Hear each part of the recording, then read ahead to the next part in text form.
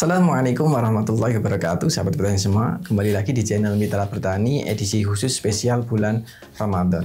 Sebelum masuk inti videonya, kami mengucapkan selamat menunaikan ibadah puasa untuk teman-teman yang saat ini berpuasa. Semoga diberikan kelancaran, senantiasa terjaga dalam kesehatan. Kemudian apapun yang kita lakukan, semoga dinilai sebagai ibadah oleh Allah Subhanahu wa Ta'ala. Dan untuk teman-teman yang saat ini belum berkesempatan untuk menunaikan ibadah puasa, semoga segala aktivitasnya diberikan kelancaran. Dan untuk teman-teman atau bahkan diri kita atau keluarga kita atau saudara kita yang saat ini sedang sakit atau menerima musibah, semoga Allah sekarang mengangkatnya dan menggantinya dengan kesembuhan. Dan apabila di antara kita mungkin di tengah-tengah kebingungan untuk sedang mencari jalan keluar, semoga Allah segera menunjukkan jalan terbaiknya supaya kita lebih tenang dalam menjalani kehidupan. Tetap semangat, kurangi sambat, Gusti berkahi. Di video sebelumnya kita sudah bercerita terkait dengan pertanian berkelanjutan, sebegitu pentingnya gitu. Karena tanah yang kita tempati saat ini adalah pinjaman dari anak cucu kita gitu. Jadi bukan warisan dari nenek moyang kita, tetapi lebih ke arah pinjaman dari anak cucu kita. Selayaknya orang meminjam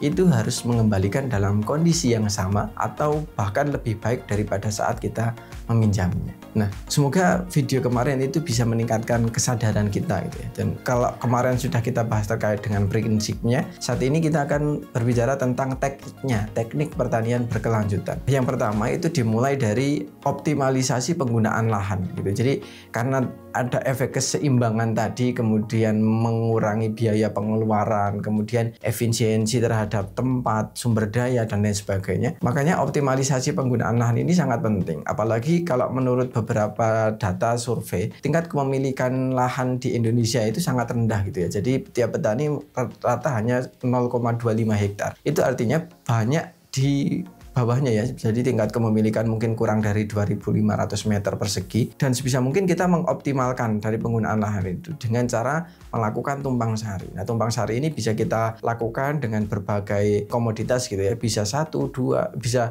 2 atau mungkin 3 atau bahkan mungkin lebih, dengan memperhatikan beberapa pertimbangan. Sebisa mungkin tumpang sari yang kita lakukan itu tidak merugikan antara satu komoditas dengan komoditas yang lain. Tujuan dari tumpang sari ini pertama adalah mengoptimalkan penggunaan lahan, yang kedua adalah efektivitas dalam penggunaan pupuk gitu. Jadi ketika kita melakukan pemupukan itu mungkin akan lebih banyak yang termanfaatkan, tidak hanya habis secara percuma atau bahkan menjadi residu di dalam tanah, tetapi mungkin karena jumlah populasinya atau komoditasnya semakin banyak, sehingga potensi untuk diserap itu juga lebih semakin tinggi. Kemudian sekali mungkin spray, kalau kita hanya mungkin monokultur itu banyak yang akan terbuang atau hanya akan terbuang secara percuma. Tetapi kalau ada tumpang sarinya mungkin akan ada yang memanfaatkan di kanan kirinya. Bahkan mungkin ada tanaman yang bisa dilakukan sebagai border, misalkan untuk budidaya tanaman cabai, kemudian sekelilingnya ditanami tanaman jagung atau mungkin kemangi, itu juga bisa sebagai border atau pelindung alami atau perisai alami,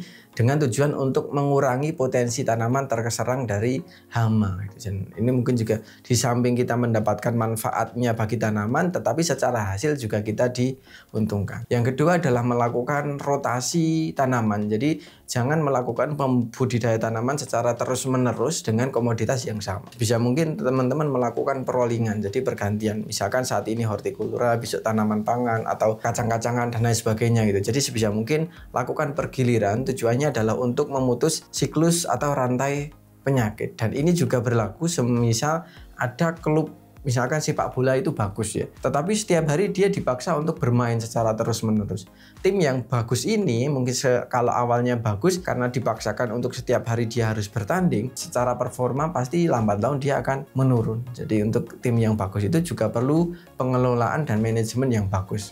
Tahu kapan dia harus beristirahat, kapan dia harus latihan, kapan harus dia recovery dan lain sebagainya gitu. Jadi itu juga berlaku di tanaman gitu. Kalau terlalu terus dipaksakan, dia juga akan lelah. Jadi hasil yang kita dapat itu malah tidak bisa maksimal. Selanjutnya adalah bisa melakukan, tadi bisa hemat terkait dengan penggunaan lahan, kemudian rotasi dalam penanaman, kemudian tumpang sari karena itu juga bisa meningkatkan pendapatan kita. Selanjutnya kita bisa optimalisasi atau hemat air itu dengan penggunaan irigasi yang hemat air. Irigasi yang hemat air itu artinya kita memberi sesuai dengan kebutuhan tanaman, tidak terlalu berlebih gitu ya. Jadi pada dasarnya kita perlu memahami berapa kebutuhan dari tanaman yang kita tanam. Tidak hanya memberi berdasarkan adanya segini kemudian kita benar-benar maksimalkan gitu ya, tetapi mencoba memahami terkait dengan kebutuhan tanaman itu. Karena banyak diantaranya tanaman itu butuh akan air tetapi tidak juga jenuh dengan air. Alih-alih kita mendatangkan manfaat, justru itu bisa berakibat sebagai madorot untuk kita gitu. Jadi untuk penggunaan air bisa lebih bijak lagi, misalkan dengan irigasi tetes atau mungkin pengocoran secara berkala dan lain sebagainya. Atau pada intinya kita bisa lebih hemat dalam penggunaan air. Selanjutnya kalau mungkin memungkinkan ya, kita bisa menggunakan mulsa organik. Seperti kita ketahui bahwa pemulsaan itu memiliki manfaat yang sangat luar biasa ya bagi pertumbuhan tanaman, apalagi kalau itu ditunjang dengan mulsa organik. Misalkan kita dalam berbudidaya tanaman cabai itu menggunakan jerami sebagai mulsanya, di samping sebagai mulsa dia juga bisa berperan sebagai pupuk.